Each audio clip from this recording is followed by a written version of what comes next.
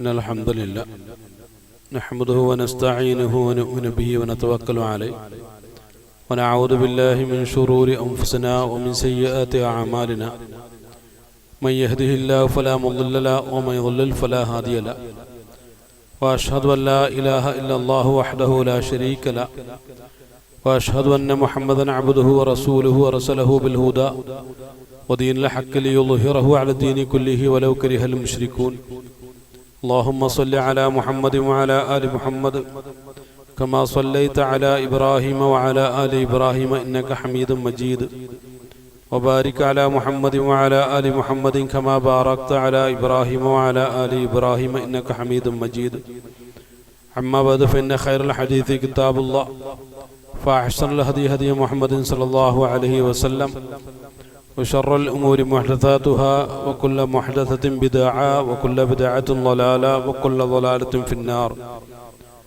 يا أيها الذين آمنوا اتقوا الله حق تقاته ولا تموتن إلا وأنتم مسلمون أعوذ بالله من الشيطان الرجيم بسم الله الرحمن الرحيم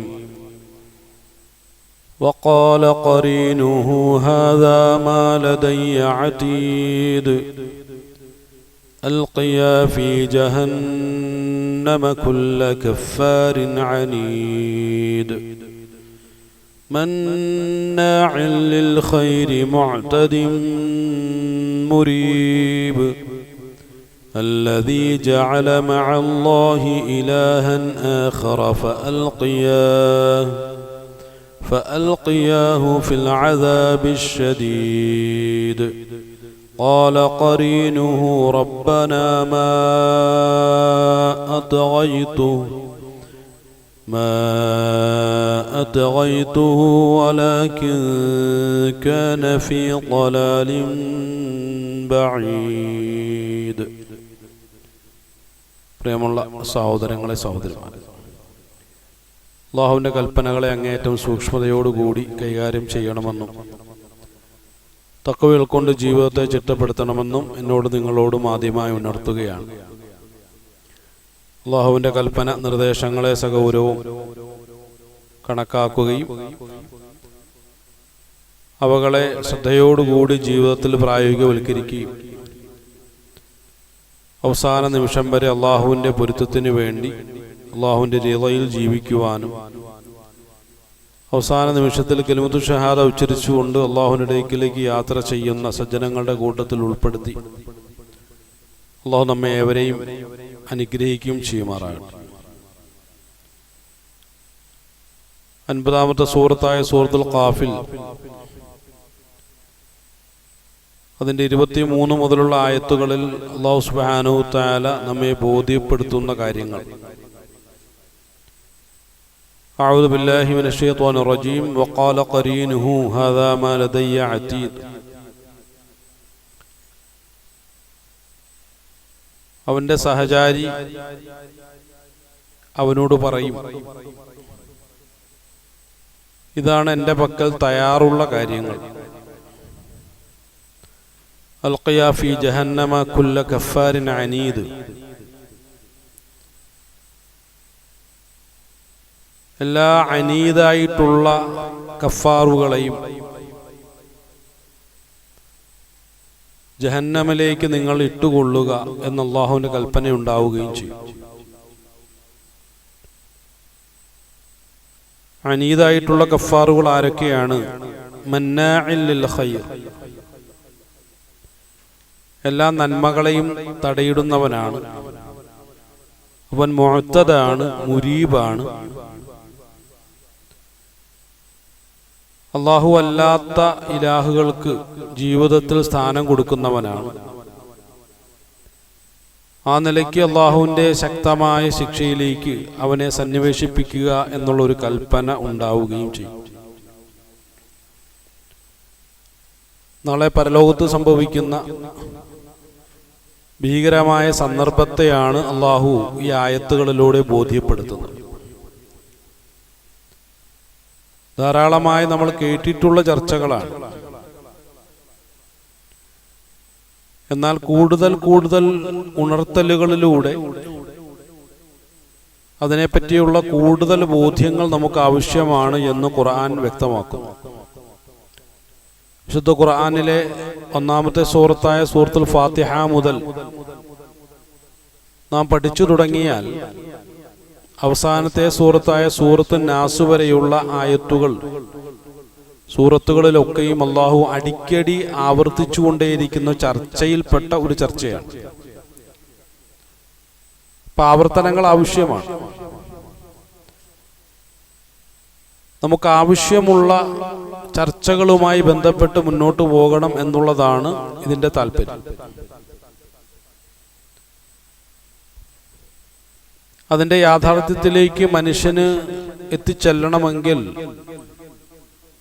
വ്യത്യസ്തമായ രൂപത്തിലുള്ള ചിന്തകളിലൂടെയും കാഴ്ചപ്പാടുകളിലൂടെയും പഠനങ്ങളിലൂടെയും മുന്നോട്ട് പോകേണ്ടി വരുമെന്നുള്ളത് അതിൻ്റെ മറ്റൊരു താല്പര്യമാണ്.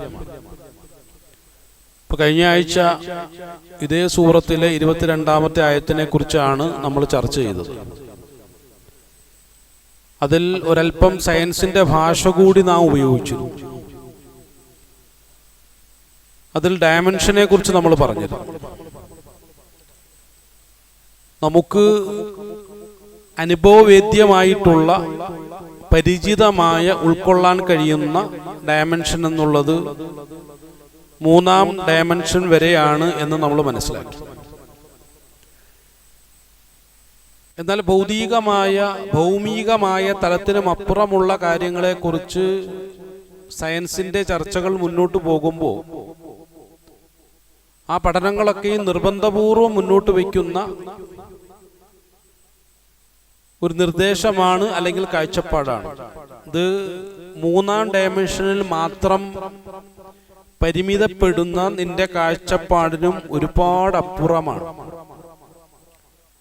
അപ്പൊ 3-ാമത്തെ കാഴ്ചപ്പാടിൽ മാത്രം ഒതുങ്ങി നിൽക്കുന്ന താങ്കൾക്ക് ചിലപ്പോ തുടർന്നുള്ള ചർച്ച വിഡ്ഢിത്തമാണെന്ന് തോന്നിയേക്കാം. അത് താങ്കളുടെ കാഴ്ചപ്പാടിന്റെ പ്രശ്നമാണ്. ഇത് പറയുന്നത് മതപരമായ മേഖലയിൽ നടക്കുന്ന ഒരു ചർച്ചയെക്കുറിച്ചല്ല ഈ പറഞ്ഞു വരുന്നത്.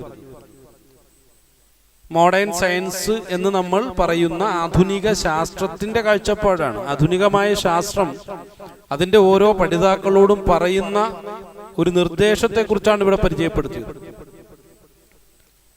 നമ്മുടെ കാഴ്ചപ്പാടുകൾക്കും അപ്പുറമുള്ള കാര്യങ്ങളെക്കുറിച്ച് പറഞ്ഞു തുടങ്ങുമ്പോൾ വിഡ്ഢിത്തമാണ് എന്ന് തോന്നിപ്പോകും. അത് ആരുടെ കുഴപ്പമാണ്?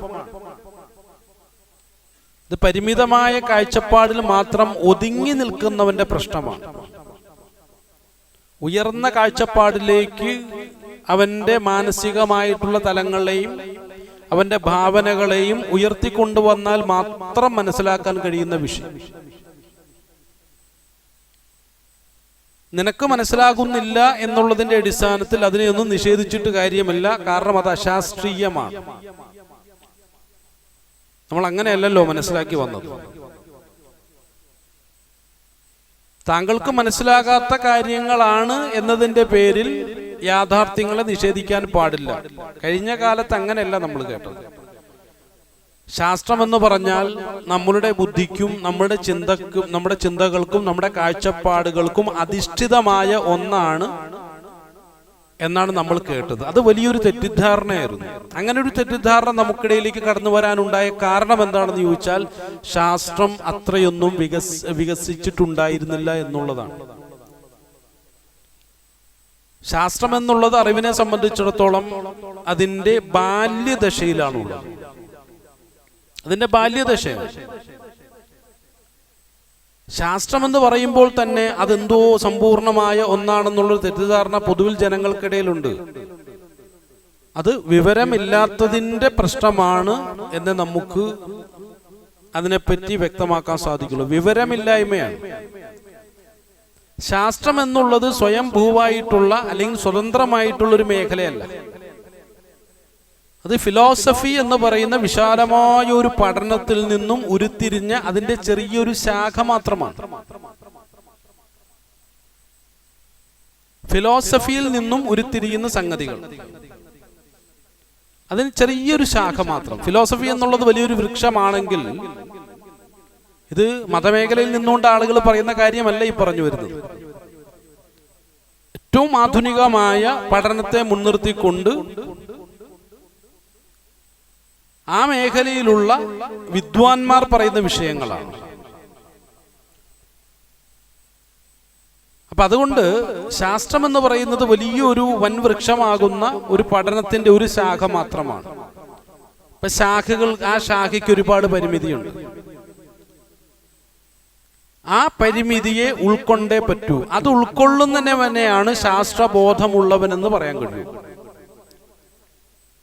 ഇപ്പൊ ശാസ്ത്രത്തിന് ഏതുവരെ കാര്യങ്ങളെ കുറിച്ച് പറയാൻ കഴിയുമെന്ന് ചോദിച്ചാൽ, പരിമിതമായ അനുഭവവേദ്യമായിട്ടുള്ള കാര്യങ്ങളിൽ മാത്രം, അതിന്റെ പരിമിതിയിൽ നിന്നുകൊണ്ട് മാത്രമേ ശാസ്ത്രത്തിന് കാര്യങ്ങൾ പറയാൻ സാധിക്കുള്ളൂ. ഭൂമിയെക്കുറിച്ച് മുഴുവനായിട്ടും വിശദീകരിക്കാൻ കഴിഞ്ഞോ എന്ന് ചോദിച്ചാൽ ശാസ്ത്രം പറയും ഒരിക്കലും ഇല്ല എന്ന് പറയും. ഒരിക്കലുമില്ല. കാരണം ഭൂമിയിൽ തന്നെ ശാസ്ത്രത്തിന്റെ മുന്നിൽ ഇന്നും അത്ഭുതമായിട്ടുള്ള പല സംഗതികളും ഉണ്ട്. ഇപ്പോ ബെർമുഡ ട്രയാങ്കിൾ വിശദീകരിക്കാൻ കഴിഞ്ഞിട്ടുണ്ടോ? ഇല്ല. എന്താണെന്ന് അറിയില്ല. അത് തന്നെ. ജീവിവർഗങ്ങളെ കുറിച്ച് സമ്പൂർണമായിട്ടുള്ള വിശദീകരണങ്ങൾ ശാസ്ത്രലോകത്തും ലഭ്യമായിട്ടുണ്ടോ? ഒരിക്കലുമില്ല. ഇന്നും പഠിച്ചുകൊണ്ടിരിക്കുകയാണ്. പഠിക്കുന്തോറും അതങ്ങേയറ്റം പ്രയാസകരമായിട്ടുള്ള, പഠിക്കാൻ പ്രയാസകരമായിട്ടുള്ള, നിരീക്ഷിക്കാൻ പ്രയാസകരമായിട്ടുള്ള ഒരു ലോകമാണ് എന്ന് ജീവലോകം കൂടുതൽ ശാസ്ത്രത്തെ ബോധ്യപ്പെടുത്തിക്കൊണ്ടിരിക്കുകയാണ്.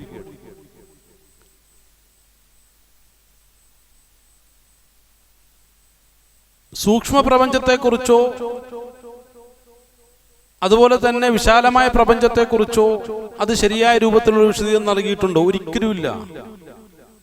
സൂക്ഷ്മ പ്രപഞ്ചം ഇന്നും മനുഷ്യനെ അത്ഭുതപ്പെടുത്തിക്കൊണ്ടിരിക്കുകയാണ്. ഒരു വസ്തു എങ്ങനെ ഉണ്ടാകുന്നു എന്ന് ചോദിച്ചാൽ, ഒരു വസ്തുവിന്റെ അവസാനത്തെ ഒരു ഘടകത്തെ എടുത്തിട്ട് അതിനെ മാറ്റർ എന്ന് വിളിക്കും. ഒരു വസ്തുവിന്റെ അവസാനത്തെ ഘടകമാണ്. ഇപ്പോൾ ഇതൊരു തടി കൊണ്ടുണ്ടാക്കിയ ഒരു വസ്തുവാണെങ്കിൽ നമ്മൾ സാധാരണ നാടൻ ഭാഷയിൽ അറക്കപ്പൊടി എന്ന് പറയാറുണ്ടല്ലോ. ഇത് അറുത്തുണ്ടാക്കുന്ന സ്ഥാനത്ത് അറക്കപ്പൊടി എന്ന് പറയും. ആ അറക്കപ്പൊടിയുടെ ഒരു തരി, അതാണ് ഒരു മാറ്റർ. അതെങ്ങനെ ഉണ്ടായി എന്ന് ചോദിച്ചാൽ അതിനെ വിഘടിപ്പിക്കണം. അതിനെ വിഘടിപ്പിക്കുമ്പോൾ അതിന്റെ മോളിക്യൂൾസ് എന്ന് പറയും. അതിന്റെ മോളിക്യൂൾസുകൾ ലഭ്യമാകും, തന്മാത്രകൾ ലഭ്യമാകും. അപ്പൊ അതിനെ വിഘടിപ്പിക്കുമ്പോൾ അതിന്റെ തന്മാത്രകളെ കിട്ടും. ആ തന്മാത്രകൾ എങ്ങനെ ഉണ്ടായെന്ന് ചോദിച്ചാൽ അതിനെ വീണ്ടും വിഘടിപ്പിക്കണം. അപ്പോൾ കണികകൾ അഥവാ ആറ്റംസ് എന്ന് പറയുന്ന സാധനം കിട്ടും. ഈ ആറ്റംസ് എങ്ങനെ ഉണ്ടായെന്ന് ചോദിച്ചാൽ അതിനെ വീണ്ടും വിഘടിപ്പിക്കണം. അപ്പോൾ അതിൽ നിന്നും ഇലക്ട്രോണിനെയും അതുപോലെ തന്നെ പ്രോട്ടോണും ന്യൂട്രോണും അടങ്ങുന്ന ന്യൂക്ലിയസിനെ കിട്ടും. ആ ന്യൂക്ലിയസ് എങ്ങനെ ഉണ്ടായെന്ന് ചോദിച്ചാൽ വീണ്ടും വിഘടിപ്പിക്കണം. അപ്പോ അതിൽ നിന്നും ക്വാർക്കുകളെ കിട്ടും. ക്വാർക്കുകൾ എങ്ങനെ ഉണ്ടായെന്ന് ചോദിച്ചാൽ മറുപടിയില്ല. പിന്നിലുള്ള കണികളെ കുറിച്ച് പഠിച്ചു. ലെപ്റ്റോണുകളുണ്ട്, എന്താണ്, ഗ്ലൂവോണുകളുണ്ട്. അതൊക്കെ അതിലേക്ക് കടന്നു വരുന്ന ഘടകങ്ങൾ മാത്രമാണ്. എങ്ങനെ ഉണ്ടായെന്ന് ചോദിച്ചാൽ മറുപടിയില്ല. അതിനുള്ള പരീക്ഷണ നിരീക്ഷണങ്ങളാണ് ഇന്നും ജനീവയിൽ നടന്നുകൊണ്ടിരിക്കുന്നത്. Large hadron collider. പറഞ്ഞു വന്ന വിഷയം താഴത്തേക്ക് എന്താണെന്ന് ചോദിച്ചാൽ അറിയില്ല, അറിയില്ല, അറിയില്ല എന്ന് അടിക്കടി പറഞ്ഞുകൊണ്ടിരിക്കുന്ന ഒരു പഠന മേഖലയുടെ പേരാണ് ശാസ്ത്രം എന്നുള്ളത്. അതുകൊണ്ട് ശാസ്ത്രം കൊണ്ടെല്ലാം തെളിയിക്കപ്പെടണം. ശാസ്ത്രം കൊണ്ട് തെളിയിക്കപ്പെട്ടാൽ മാത്രമേ ഞങ്ങൾ കാര്യങ്ങളെ വിശ്വസിക്കൂ എന്ന് പറഞ്ഞാൽ, ബൃഹത് പ്രപഞ്ചത്തെ കുറിച്ച് പഠിച്ചാലോ? ഇത് സൂക്ഷ്മ പ്രപഞ്ചത്തെ കുറിച്ചായി പറഞ്ഞു വന്നത്. ബൃഹത് പ്രപഞ്ചത്തെ കുറിച്ച് പറഞ്ഞാലോ? അത് നമ്മുടെ പ്രപഞ്ചത്തെ കുറിച്ച് ഇങ്ങനെ പഠിച്ചു. എത്രമാത്രം പഠിച്ചു എന്ന് ചോദിച്ചാൽ 4% മാത്രമേ ഇതുവരെ പഠിച്ചിട്ടുള്ളൂ. 2025 എത്തിയപ്പോഴും 4% മാത്രമേ പഠിച്ചിട്ടുള്ളൂ. അതിനെയാണ് ഒബ്സർവ് ചെയ്യാൻ കഴിഞ്ഞ ലോകം എന്നുള്ള നിലയ്ക്ക് ഒബ്സർവബിൾ യൂണിവേഴ്സ് എന്ന് പറയുന്നത്. ഇപ്പൊ 2 പ്രപഞ്ചങ്ങളിലേക്ക് നോക്കിയാലും, സൂക്ഷ്മ പ്രപഞ്ചത്തിലേക്ക് നോക്കിയാലും ബൃഹത് പ്രപഞ്ചത്തിലേക്ക് നോക്കിയാലും സയൻസ് പറയുന്നത് ബാല്യദശയിലാണുള്ളത്. ബാല്യദശ എന്ന് പറയാൻ കഴിയുമെന്നറിയില്ല. ഒരു ബാലൻ എന്ന് പറയാൻ കഴിയുമോ? അതുമില്ല. ശൈശവ ദശയിലാണെന്ന് പറഞ്ഞാൽ അവിടെയും സംശയിക്കേണ്ടി വരും. ശൈശവ ദശയിൽ എത്തിയോ? ശൈശവദശയിൽ എത്തിയെന്നാണ് തോന്നുന്നത്. തോന്നൽ മാത്രമാണ്. കുറച്ചുകൂടി കാലം കഴിഞ്ഞ് സയൻസ് വീണ്ടും വികസിക്കുമ്പോൾ പറയും ശരിക്കും അന്ന് നമ്മൾ ശൈശവദശയിലായിരുന്നില്ല, ഇപ്പോൾ ശൈശവദശയിലേക്ക് എത്തിക്കൊണ്ടിരിക്കുന്നു എന്ന് പറയാൻ സാധിക്കും എന്നുള്ളതാണ്. ഇതാണ് സയൻസിന്റെ അവസ്ഥ. ഈ സയൻസ് കൊണ്ട് കാര്യങ്ങളൊക്കെ ഒന്ന് വിശദീകരിച്ചാൽ കൊള്ളാമെന്ന് പറഞ്ഞാൽ അങ്ങനെ പറയുന്ന ആളുകളുടെ വിഡ്ഢിത്തത്തെക്കുറിച്ചും അവന്റെ ചിന്തയിൽ ഒളിഞ്ഞിരിക്കുന്ന വിഡ്ഢിത്തത്തെക്കുറിച്ചൊക്കെ നമ്മളൊന്ന് ആലോചിച്ച് നോക്കുക. ഇതാണ് സയൻസ്. ഇതൊക്കെ ഒന്ന് വിശദീകരിക്കപ്പെടണ്ടേ? എങ്ങനെ ഇതൊക്കെ മനസ്സിലാക്കാൻ കഴിയാന്ന് ചോദിച്ചാൽ നമുക്ക് ഫിലോസഫിയിലൂടെ വലിയ സഞ്ചരിക്കാം. മെറ്റാഫിസിക്സ് എന്ന് പറഞ്ഞാൽ എന്താണ്? എല്ലാ വിജ്ഞാനങ്ങളുടെയും തുടക്കമാണ്, അല്ലെങ്കിൽ ഫിലോസഫിയുടെ ശാസ്ത്രത്തിന്റെ തുടക്കം എന്നുള്ള നിലയ്ക്ക് നമുക്ക് പറയാൻ കഴിയുന്ന ഫിലോസഫിയുടെ ഒരു പാർട്ടാണ്. ശാസ്ത്രീയമായിട്ടുള്ള പഠനങ്ങളൊക്കെ മെറ്റാഫിസിക്സിൽ നിന്നുമാണ് ആരംഭിക്കുന്നത്. ശാസ്ത്രം ശാഖകളാണെങ്കിൽ, ശിഖരങ്ങളാണെങ്കിൽ, മെറ്റാഫിസിക്സ് അതിന്റെ വേരുകളാണ്. മെറ്റാഫിസിക്സിന്റെ ചർച്ച എന്തൊക്കെയാണ്? ഭൂമി എങ്ങനെ ഉണ്ടായി, സൂര്യൻ എങ്ങനെ ഉണ്ടായി, അതൊന്നുമല്ല.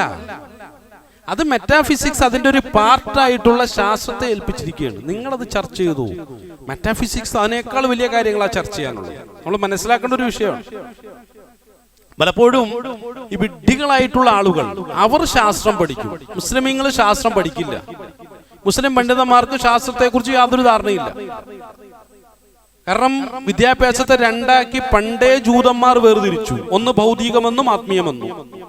ഇന്ന് പല സ്ഥാപനങ്ങളും ഭൗതികതയും ആത്മീയതയും കൂടി സമന്വയിപ്പിക്കാനുള്ള ശ്രമങ്ങൾ നടത്തിക്കൊണ്ടിരിക്കുകയാണ്. എത്ര കാലങ്ങളായി അവർ അത് ചെയ്തുകൊണ്ട് ഇന്നും അത് സമന്വയിപ്പിക്കാൻ സാധിച്ചിട്ടുണ്ടോ? ഇല്ല, സാധ്യമല്ല. കാരണം അല്ലാഹു സുബ്ഹാനഹു വ തആല വിശുദ്ധ ഖുർആനിലൂടെ പറഞ്ഞു, അഊദുബില്ലാഹി മിനശ് ശൈത്വാനിർ റജീം, വലാ തൽബിസുൽ ഹഖ്ഖ ബിൽ ബാത്തിൽ. നിങ്ങൾ ഹഖ്ഖിനെയും ബാത്തിലിനെയും ലയിപ്പിക്കാൻ പോകല്ലേ. അതങ്ങേയറ്റം വിഡിത്തമാണ്, മഠേത്തരമാണ്. അത് ചെയ്യാൻ പാടില്ല. ഹഖ് ഹഖാണ്, ബാത്തില് ബാത്തിലാണ്. ഭൗതികത എന്ന് പറഞ്ഞാൽ എന്താണ്?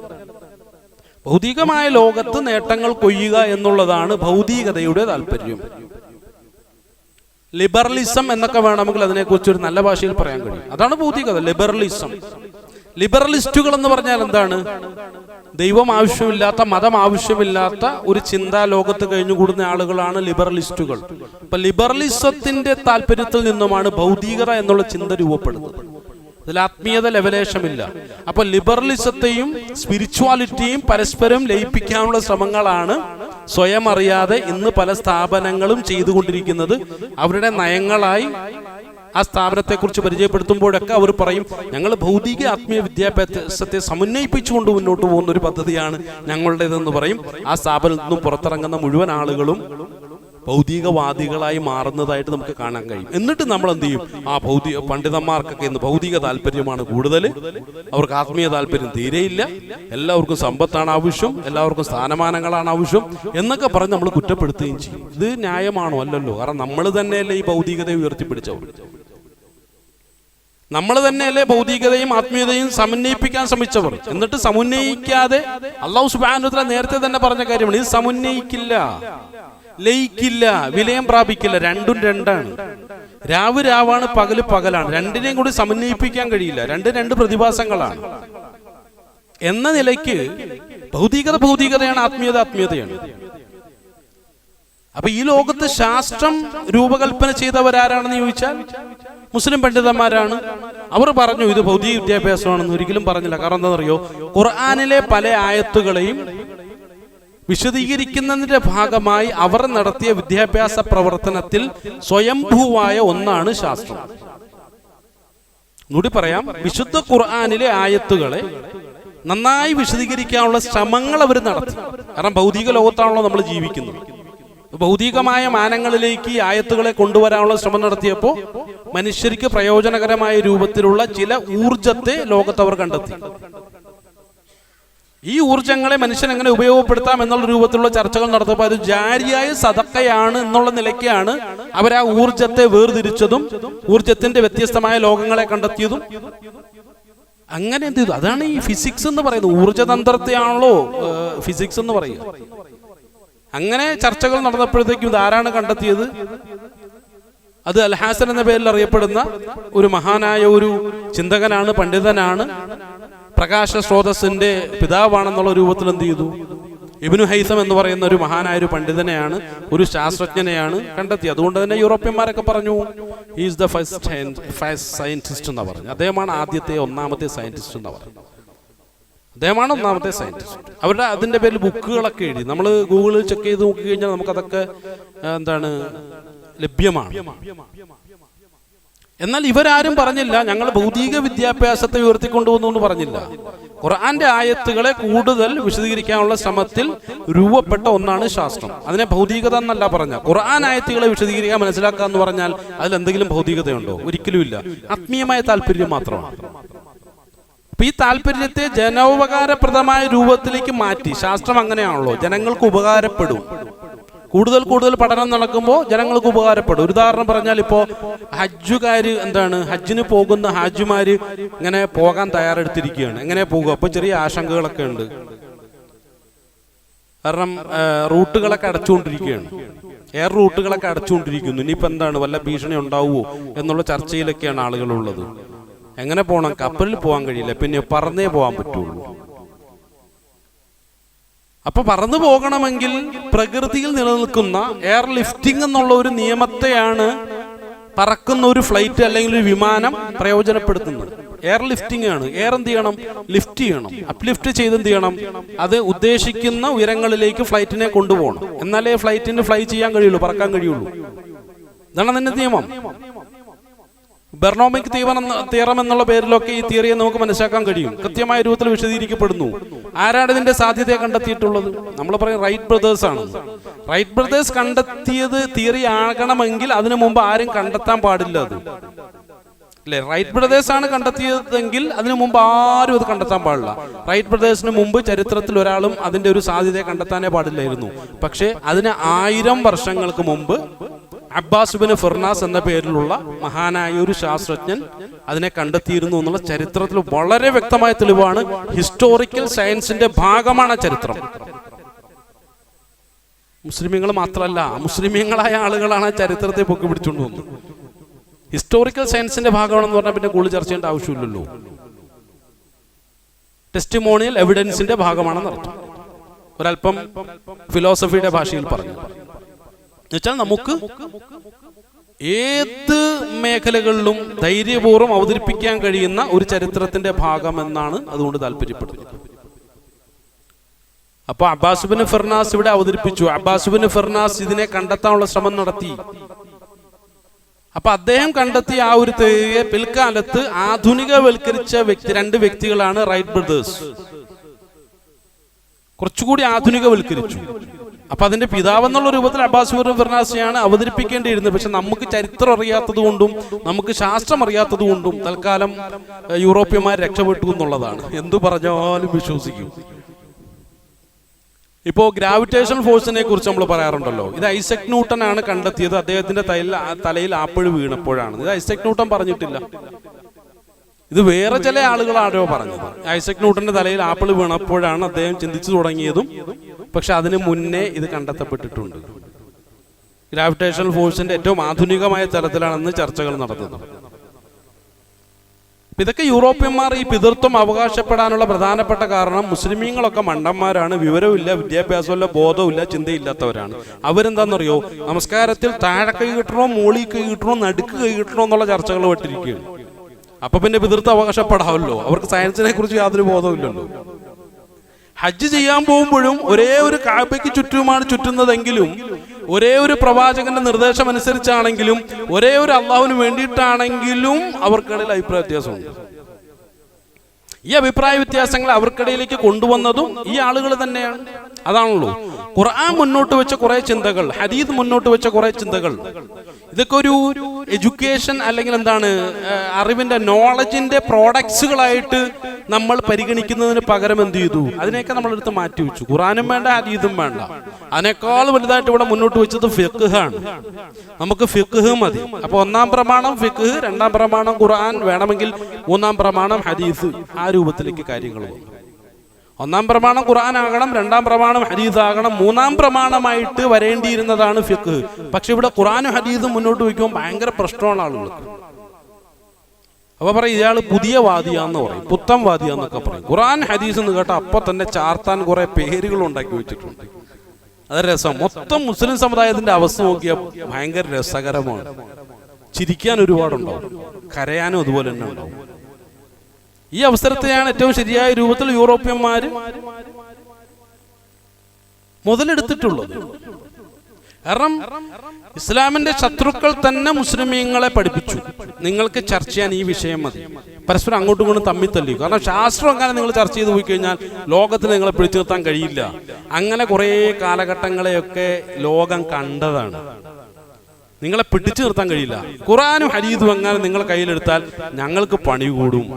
ഞങ്ങൾ ഏതെങ്കിലും ഒരു ഓരത്ത് അന്ധന്മാരായിട്ടും ബദിരന്മാരായിട്ടും മൂകന്മാരായിട്ടും കഴിഞ്ഞുകൂടേണ്ടി വരും. അതുകൊണ്ട് തൽക്കാലം ആ പണി വേണ്ട, ഇതുവരെയൊക്കെ കഴിഞ്ഞുകൂടിയതൊക്കെ മതി. നിങ്ങളുടെ അന്തസ്സും ആഭിജാത്യവും ഒക്കെ അവസാനിപ്പിക്കാൻ പോവാണ്. 15-ാം നൂറ്റാണ്ടിൽ യൂറോപ്യന്മാർ തീരുമാനമെടുത്തു. മുസ്ലിം ലോകത്തിന്റെ പരാജയത്തിന്റെ കാലഘട്ടമായിരുന്നു. അതിനുശേഷം പരാജയത്തിലേക്ക് കൂപ്പുകൂത്തിക്കൊണ്ടിരിക്കുമ്പോൾ ഖുറാനും ഹദീസും അവരുടെ ജീവിതത്തിൽ നിന്നും എടുത്ത് മാറ്റിയിട്ട് പകരം ചർച്ച ചെയ്യാൻ മറ്റു ചില സാധനങ്ങൾ ഇസ്ലാമിന്റെ ശത്രുക്കൾ എടുത്ത് മുന്നോട്ട് വെച്ചു. മുസ്ലിം ലോകം എന്ത് ചെയ്തു? അത് ഒന്നും ആലോചിക്കാതെ വീണ്ടും വിചാരമില്ലാതെ അതിനെ ഏറ്റെടുത്തു. അതിന്റെ ഗതികേടാണ് ഇന്നും അനുഭവിച്ചുകൊണ്ടിരിക്കുന്നത്. മാറ്റങ്ങളുടെ ചെറിയ ചെറിയ അംശങ്ങളൊക്കെ അവിടെ ഇവിടെ ഉണ്ട് എന്നുള്ളത് സന്തോഷകരമായൊരു കാര്യമാണ്. അതിനുവേണ്ടി പരിശ്രമിക്കുന്ന ആളുകൾക്ക് അല്ലാഹു അതിൻ്റെതായിട്ടുള്ള പ്രതിഫലം കൊടുക്കും. ചുരുക്കത്തിൽ ഈ ഭൗതികതയും ആത്മീയതയും കൂടി ലയിപ്പിക്കാനും അതിന് രണ്ടായത്ത് മുറിച്ചു മാറ്റി നിർത്താനുമുള്ള ശ്രമങ്ങളൊക്കെ മുസ്ലിം ലോകം നടത്തിയത് അത് ശരിക്കും ഇസ്ലാമിന്റെ ശത്രുക്കളുടെ കൃത്യമായ നിർദ്ദേശത്തെ തുടർന്ന് മാത്രമാണ്. അപ്പൊ ആ ഒരു ഗതികളിലേക്ക് എത്തിപ്പെട്ടപ്പോൾ എന്ത് ചെയ്തു? ഈ വിഷയത്തെക്കുറിച്ച് യാതൊരു ധാരണയില്ലാതെ. അപ്പൊ ഖുർആനെ ശരിയായ രൂപത്തിൽ നമുക്ക് വ്യാഖ്യാനിക്കണമെങ്കിൽ ആ ഖുർആനുമായി ബന്ധപ്പെട്ട ഏറ്റവും ആധികാരികമായിട്ടുള്ള ചർച്ചകൾ നടന്ന ഒരു കാലം ഇന്നും നമ്മൾ അവലംബിക്കുന്ന ഏത് തഫ്സീറാണ്? പരിശോധിച്ചു നോക്കാം. നമ്മൾ ഏറ്റവും ആധികാരികമായ രൂപത്തിൽ ആളുകൾ പറയും ഇമാം റാസി റഹ്മത്തുള്ളാഹി അലൈഹി അദ്ദേഹത്തിന്റെ തഫ്സീറിലൂടെ ഇങ്ങനെ പറഞ്ഞു. എത്ര വർഷം കഴിഞ്ഞിട്ടുണ്ടോ എന്ന് ചിന്തിച്ചു നോക്കി. എത്ര വർഷങ്ങൾ കഴിഞ്ഞിട്ടുണ്ട്. ഇമാം റാസി റഹ്മത്തുള്ളാഹി അലൈഹി വലിയൊരു ശാസ്ത്രജ്ഞനായിരുന്നു. അദ്ദേഹം ഒരു സൈക്കോളജിസ്റ്റ് ആയിരുന്നു. എന്നുവെച്ചാൽ സൈക്കോളജി എന്നുള്ളൊരു വിഷയത്തെ ലോകത്ത് ഏറ്റവും ആധുനികമായ രൂപത്തിൽ അവതരിപ്പിച്ച വ്യക്തികൾ ആര് എന്നുള്ള ഒരു അന്വേഷണം നമ്മൾ നടത്തിയാൽ അതിൽ ഏറ്റവും പ്രധാനപ്പെട്ട ഒരു വ്യക്തിയായി ഇമാം റാസി റഹ്മത്തുള്ളാഹിയുടെ പേര് നമുക്ക് ലഭ്യമാകും. അദ്ദേഹം നടത്തിയ സൈക്കോ തെറാപ്പികൾ, അതിന്റെ ഏറ്റവും നല്ല വിവരങ്ങളൊക്കെ ഹിസ്റ്റോറിക്കൽ സയൻസിന്റെ ഭാഗമായിട്ട് തന്നെ നമുക്ക് വായിച്ചെടുക്കാൻ സാധിക്കും. ഇന്ന് പലപ്പോഴും ആധുനികമായ രൂപത്തിൽ നടക്കുന്ന പല തെറാപ്പികളോടും കിടപിടിക്കുന്ന രൂപത്തിലുള്ള നല്ല തെറാപ്പികളാണ് ഇമാം റാസി റഹ്മത്തുള്ളാഹി അലൈഹി നടത്തിയത് എന്ന് ചരിത്രം ശരിയായ രൂപത്തിൽ പഠിച്ചാൽ നമുക്ക് മനസ്സിലാക്കാൻ കഴിയും. അത് ഏതെങ്കിലും പന്താവൂരിന്റെ ചരിത്രം വായിച്ചു പഠിക്കുമ്പോൾ കിട്ടുന്ന ഒരു സംഭവമല്ല. കുറച്ച് പണിയെടുത്ത് നമ്മൾ പഠിച്ചാൽ മാത്രം കിട്ടുന്ന വിവരങ്ങളാണ്. അങ്ങനെയാണല്ലോ നമ്മുടെ ചരിത്ര വായന എന്ന് പറയുമ്പോഴത്തേക്കും എന്താണ്, ഏതൊക്കെയോ തരത്തിലാണ് വൈകാരികമായ തലത്തിലോട്ട് മാറി. ഇപ്പൊ മദീന എന്ന് പറഞ്ഞ ഉടനെ മനുഷ്യന്മാരുടെ മനസ്സിലേക്ക് വരുന്ന പച്ചക്കുപ്പയാണ്. ഈ പച്ചക്കുപ്പയുടെ ചരിത്രം എന്താണ്? ഈ പച്ചക്കുപ്പയ്ക്ക് മുമ്പ് അത് നീലക്കുപ്പയായിരുന്നു. നീലക്കുപ്പയ്ക്ക് മുമ്പ് അത് എന്താണ്, തടിയുടെ കളറുള്ള ഒരു കുപ്പയായിരുന്നു. ഈ പച്ച എന്ന് പറയുന്ന അടുത്ത കാലത്ത് വന്നതാണ്. നാസർ കലാബുൻ എന്ന് പറയപ്പെടുന്ന ഒരു ഈജിപ്ഷ്യൻ ഭരണാധികാരി രൂപം കൊടുത്തൊരു സംഗതിയാണ് പച്ചക്കുപ്പ. ആളുകളുടെ വിചാരം എന്തോ റസൂലുള്ളാഹി സ്വല്ലല്ലാഹു അലൈഹി വസല്ലം ഉണ്ടാക്കി വെച്ചൊരു സാധനമാണെന്ന്. ഇപ്പൊ നമ്മളെയൊക്കെ മനസ്സിൽ റസൂലുള്ളാഹി സ്വല്ലല്ലാഹു അലൈഹി വസല്ലം മദീന മുനവ്വറ എന്ന് പറയുന്നതോടെ തെളിഞ്ഞ ഒരു സാധനം പച്ചക്കുപ്പയാണ്. അതൊരു വിഗ്രഹവൽക്കരിക്കപ്പെട്ടു കഴിഞ്ഞു. ചിന്തിച്ചു നോക്കുക. ശരിക്കും ഉമർ ഇബ്നു അബ്ദുൽ അസീസ് റഹ്മത്തുള്ളാഹി അലൈഹിയുടെ കാലഘട്ടത്തിൽ അദ്ദേഹം താബിഅാണ്. നമ്മുടെ ഒരു കാഴ്ചപ്പാടിന്റെ പ്രശ്നങ്ങൾ പറഞ്ഞു വരികയാണ്. ഉമർ ഇബ്നു അബ്ദുൽ അസീസ് റഹ്മത്തുള്ളാഹി അലൈഹിയുടെ കാലഘട്ടത്തിലാണ് ആ ഒരു മദീന റൗള ഷരീഫിന് തീ പിടിക്കുന്നത്. അപ്പൊ നമുക്ക് ദേഷ്യം വരും, തീ പിടിക്കാനോ? അങ്ങനെയൊക്കെ സംഭവിക്കും എന്നുള്ളതാണ്. റൗള ഷരീഫിന് തീ പിടിച്ചിട്ടുണ്ട്.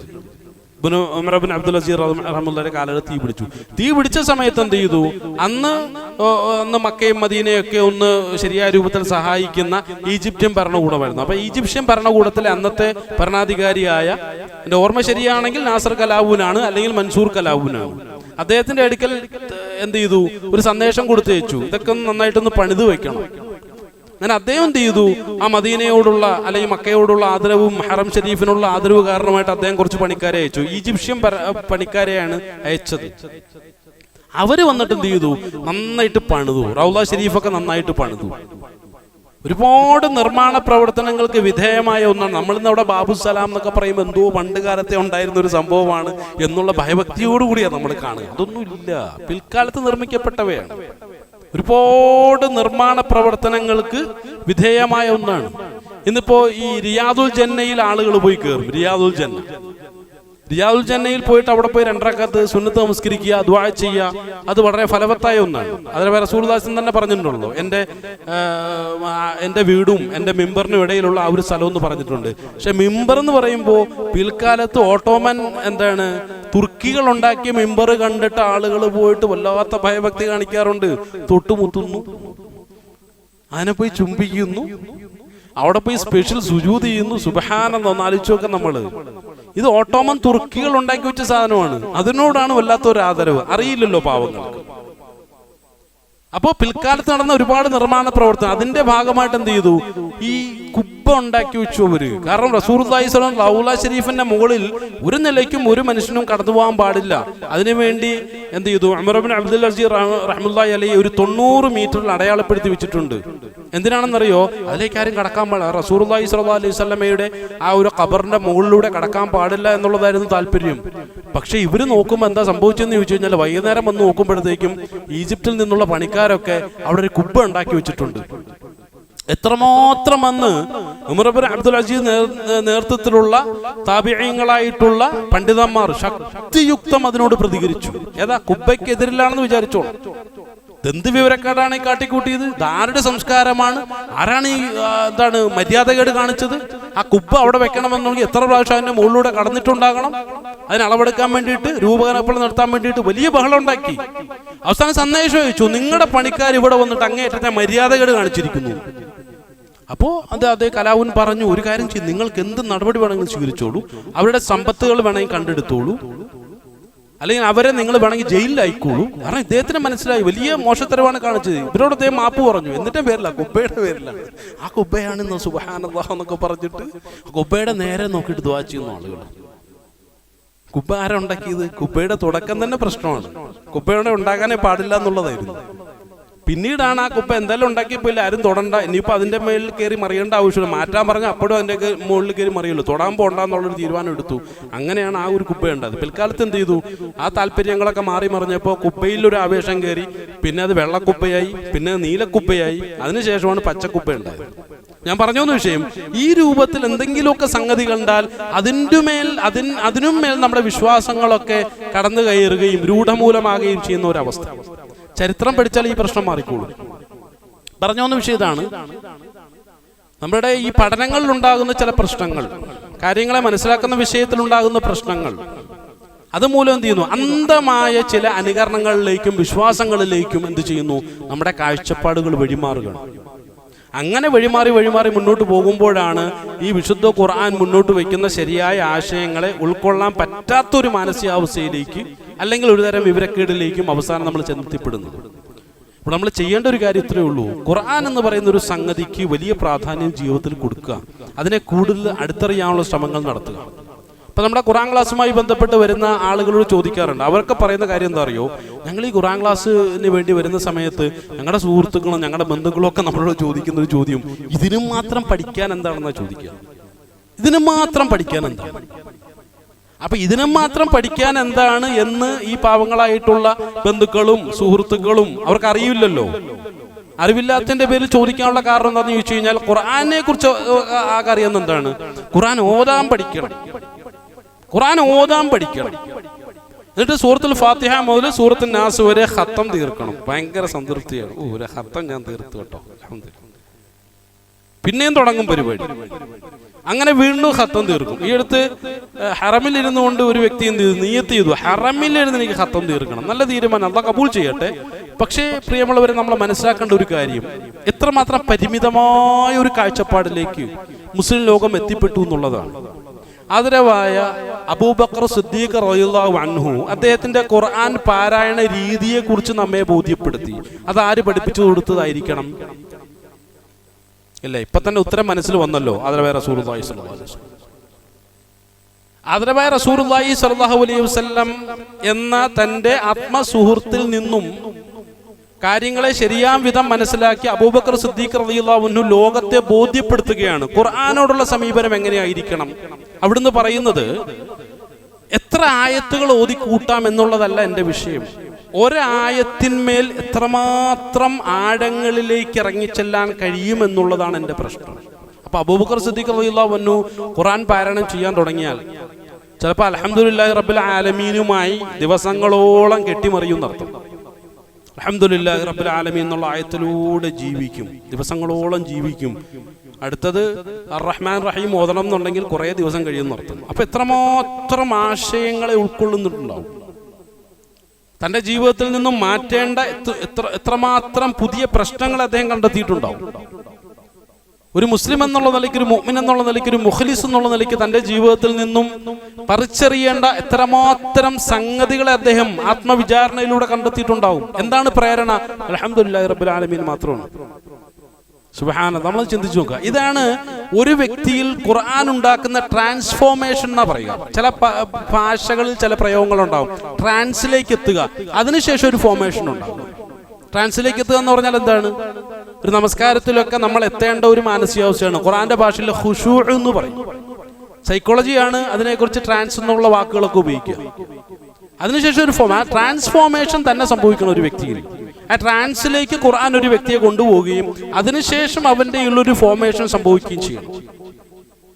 എന്ന് വെച്ചാൽ ഒരു ആത്മീയമായ ഒരു അവസ്ഥ. ആ ആത്മീയമായ അവസ്ഥയിൽ അവന്റെ ഹൃദയം അവനോട് ഇങ്ങനെ മന്ത്രിച്ചുകൊണ്ടേയിരിക്കും. ആ മന്ത്രണത്തെ വലിയ മാനസികമായ ഊർജത്തെ ഉൾക്കൊണ്ടുകൊണ്ട് സ്വയം സ്വാംശീകരിച്ച് ഏറ്റെടുത്ത് അവന്റെ ഉള്ളിൽ നിർബന്ധപൂർവ്വം ഉണ്ടാകുന്ന ഒരു മാറ്റമാണ് ഇത്. ഖുർആന്റെ വഴിയിലേക്ക് വരുന്ന ആളുകളിലൊക്കെ ഈ ശക്തമായ മാറ്റത്തെ നമുക്ക് കണ്ടറിയാൻ, അനുഭവിച്ചറിയാനും കഴിയും. അതോ ചിന്തിക്കാനുള്ള തൗഫീഖ് നൽകട്ടെ. അപ്പൊ പറഞ്ഞൊന്ന് വിഷയം, ആളുകൾ ചോദിക്കുന്ന ഇതാണ്, എന്തിനാണ് ഇതിന് മാത്രം? അപ്പോ ശരിക്കും ഖുർആൻ പഠിതാക്കൾക്കറിയാം, സുബ്ഹാനല്ലാഹ്, ഓരോ ആയത്തുകളെ കുറിച്ച് പഠിക്കുമ്പോഴും പുതിയ പുതിയ അനുഭവങ്ങളാണ്, പുതിയ പുതിയ അറിവുകളാണ്. തങ്ങളൊരു മുസ്ലിം ആണോ എന്നുള്ള വിഷയത്തിൽ ഓരോ ആളുകളും അടിക്കടി ചിന്തിച്ചുകൊണ്ടേയിരിക്കുകയാണ്. ഖുർആൻ പഠിക്കാത്ത ആളുകൾക്കോ തങ്ങളൊരു മുസ്ലിമാണ് എന്നുള്ള നിലയിൽ യാതൊരു സംശയമില്ല താനും. തങ്ങളൊരു മുഅ്മിനാണോ എന്നുള്ള വിഷയത്തിൽ യാതൊരു സംശയമില്ല. ഈ രൂപത്തിൽ എന്താണ്, ഈ പഠനത്തിന് വിധേയമാകാത്ത ആളുകളൊക്കെ ജീവിച്ചുകൊണ്ടിരിക്കുമ്പോൾ പഠനത്തിന് വിധേയമാകുന്ന ആളുകൾക്ക് മതിയാകുന്നില്ല. 1 വർഷം കഴിഞ്ഞു, 2 വർഷം കഴിഞ്ഞു, 3 വർഷം കഴിഞ്ഞു, 4 വർഷം കഴിഞ്ഞവരും 5-ാം വർഷത്തിലേക്ക് പഠിക്കാനുള്ള ആവേശം 5 വർഷം അവർക്ക് കൊടുത്തിട്ടുള്ള ആവേശമായി ഉൾക്കൊണ്ടിങ്ങനെ കാത്തിരിക്കുകയാണ് 6-ാമത്തെ വർഷത്തേക്ക് കയറി ചെല്ലാൻ വേണ്ടി. സുബ്ഹാനല്ലാഹ്. അതാണ്. അപ്പൊ ആ നിലയ്ക്കുള്ള ഒരു മാറ്റം, അതാണ് ഖുർആൻ പഠനം. അപ്പൊ ആ നിലയ്ക്ക് നമ്മൾ ഖുർആനെ പഠിച്ചെങ്കിൽ മാത്രമേ ഈ രൂപത്തിൽ ലോകത്ത് ഖുർആൻ ഉണ്ടാക്കിയ മാറ്റങ്ങളെക്കുറിച്ചും അതുണ്ടാക്കിയ റവല്യൂഷനെ കുറിച്ചും വിപ്ലവങ്ങളെക്കുറിച്ചും ശരിയായ രൂപത്തിൽ നമുക്ക് മനസ്സിലാക്കാൻ കഴിയുള്ളൂ. ആ നിലയ്ക്കുള്ള ഒരു പഠനമാണെന്നുണ്ടെങ്കിൽ ഈ പറഞ്ഞ ഡയമെൻഷന്റെ പ്രശ്നങ്ങളെയും പ്രതിസന്ധികളെയൊക്കെ അതിജീവിച്ച് ശരിയായ രൂപത്തിൽ കാര്യങ്ങളെ കാണാനുള്ള ഒരു മാനസിക ശേഷിയിലേക്ക് ആണ്, കാഴ്ചപ്പാടുകളിലേക്കാണ് ഓരോ മനുഷ്യനെയും ഖുർആൻ കൊണ്ട് നിന്നെത്തിക്കുന്നത്. അള്ളാഹു ചിന്തിക്കാനുള്ള തൗഫീഖ് നൽകി നമ്മെ എവരെയും അനുഗ്രഹിക്കുമാറാകട്ടെ.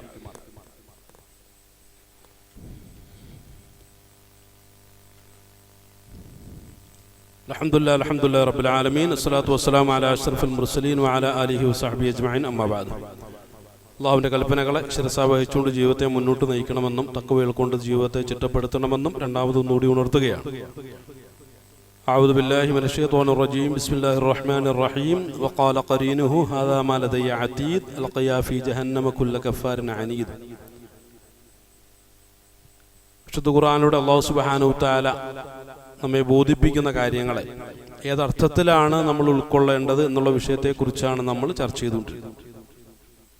കേവലമായ ഒരു അർത്ഥ പാരായണം എന്നുള്ളതിലേക്കാണെന്നുണ്ടെങ്കിൽ അത് ആവർത്തിച്ചു വരുന്ന ഒരു കേവല ചർച്ചയായിട്ട് മാത്രമേ നമുക്കതിനെ കാണാൻ കഴിയുള്ളൂ.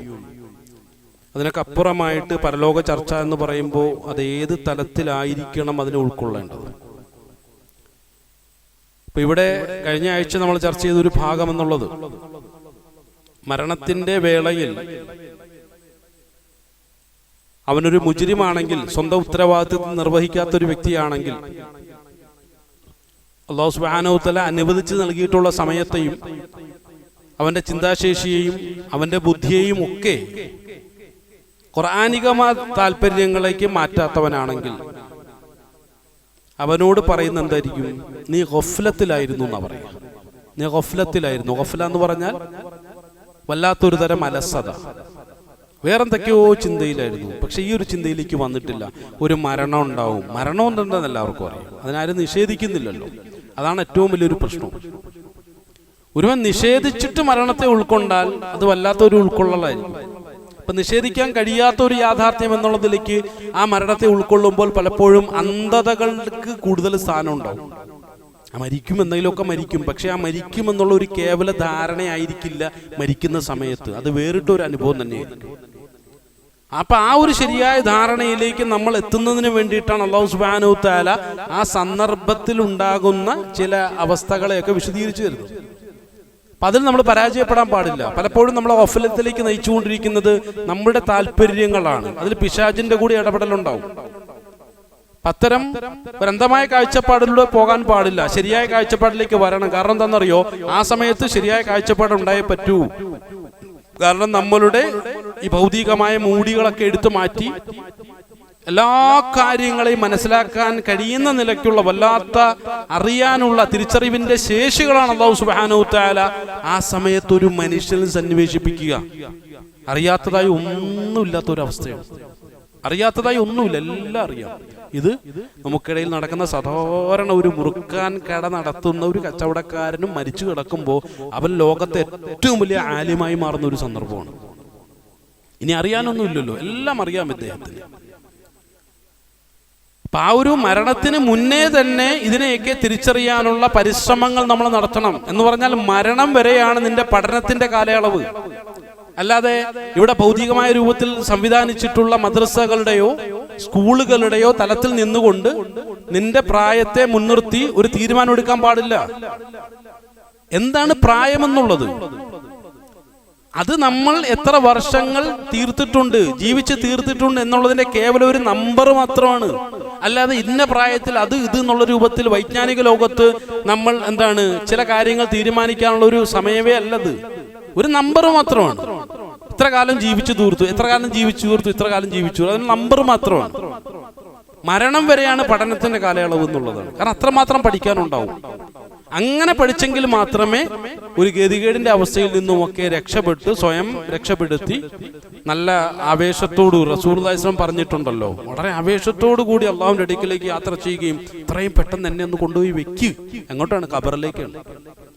അങ്ങനെ പറയുന്ന ഒരു അവസ്ഥയിലേക്ക് നമ്മൾ ഉയരണം എന്നുള്ളതാണ് ഈ ഖുർആന്റെ ഈ ആയത്തുകൾ അടിക്കടി നമ്മെ ബോധ്യപ്പെടുത്തിക്കൊണ്ടിരിക്കുന്നത്.